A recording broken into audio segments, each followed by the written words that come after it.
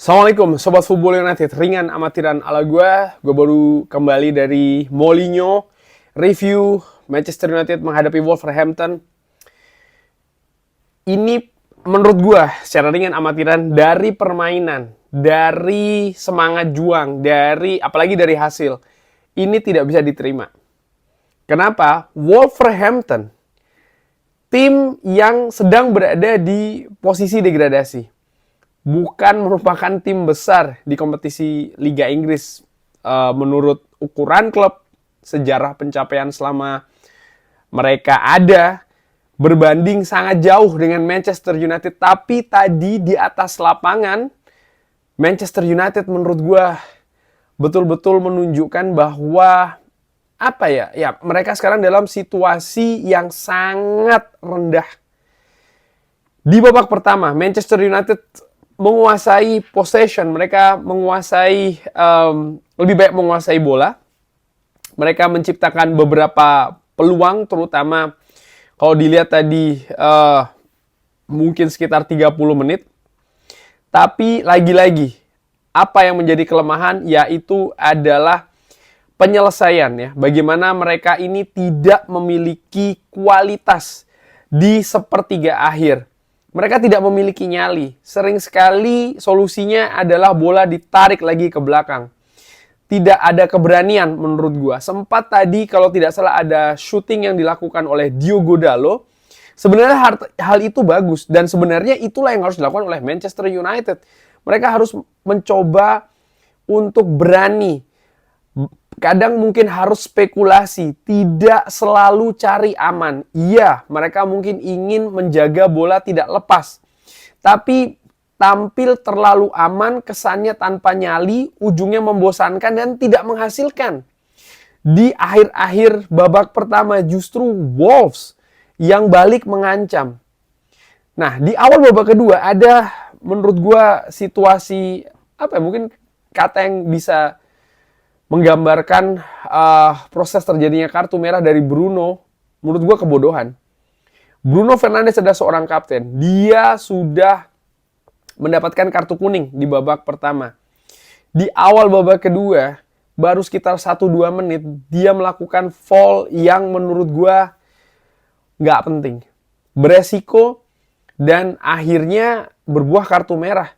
Dan dengan keadaan Manchester United yang di babak pertama menurut gue tampil tanpa greget, bermain sulit dengan 10 pemain di babak kedua. Akhirnya Wolves bisa membuat gol, walaupun tadi mungkin ada kontroversi karena bagaimana corner yang dilakukan oleh pemain Matheus Cunha ya, yang langsung masuk itu ternyata ada beberapa pemain Wolves, ada 2 pemain Wolves yang mengganggu Andre Onana.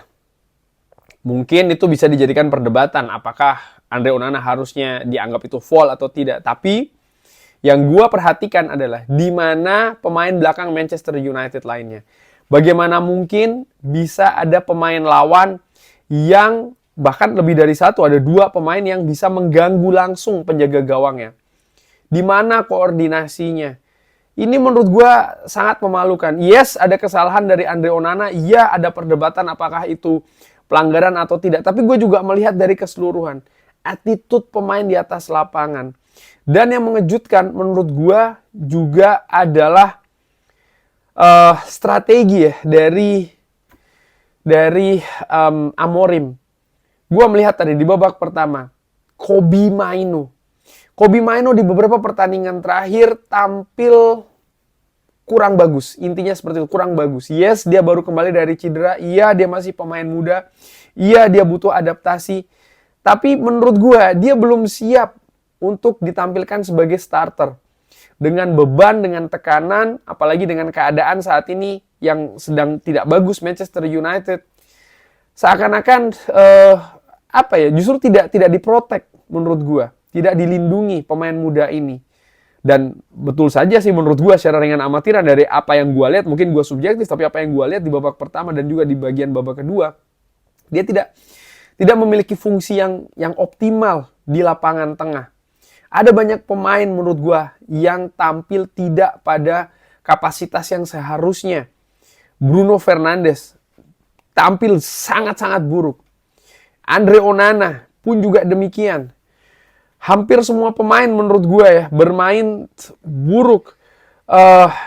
Leny Yoro tampil buruk. Kobbie Mainoo tampil buruk. Lisandro Martinez tidak tampil seperti sesolid dia 2 musim yang lalu, masih belum kembali. Dan bagaimana tadi gue sempat singgung terkait dengan pergantian juga yang dilakukan oleh Ruben Amorim. Di mana Ruben Amorim menarik Kobbie Mainoo digantikan oleh Casemiro, Anthony menggantikan Leny Yoro, Christian Eriksen menggantikan Manuel Ugarte. Di situ tanda tanya menurut gue. Ketika Manuel Ugarte ditarik, gue berpikir oke, Manuel Ugarte sudah mendapatkan kartu kuning. Apapun yang terjadi, Manuel Ugarte tidak akan ikut di pertandingan selanjutnya karena ada akumulasi kartu kuning. Bruno pun juga demikian. Tapi menurut gue ada semacam kayak apa ya? Karena gue melihat Manuel Ugarte salah satu pemain yang tampil bagus sebenarnya di atas lapangan tadi. Bahkan akhirnya Amat pun juga diganti oleh Garnacho. Gue melihat pemain juga tampil sendiri-sendiri. Tidak ada kerjasama yang solid. Gue tadi melihat di atas lapangan ada beberapa momentum pemain menyalahkan pemain lain. Anthony menyalahkan Eriksen dan lain-lain. Mungkin dari sisi motivasi itu bagus. Menunjukkan bahwa mereka memiliki motivasi yang besar. Tapi di sisi lain gue berpikir bahwa ini keadaan sedang kacau. Baik itu di atas lapangan maupun juga di dressing room. Setelah mereka tertinggal 1-0, barulah ada pergantian dari Ruben Amorim yang menurut gue telat. Dia menarik Kobbie Mainoo. Gue berpikir tadinya Kobbie Mainoo akan ditarik ketika pergantian babak pertama dan babak kedua di waktu istirahat tersebut, tapi ternyata tidak.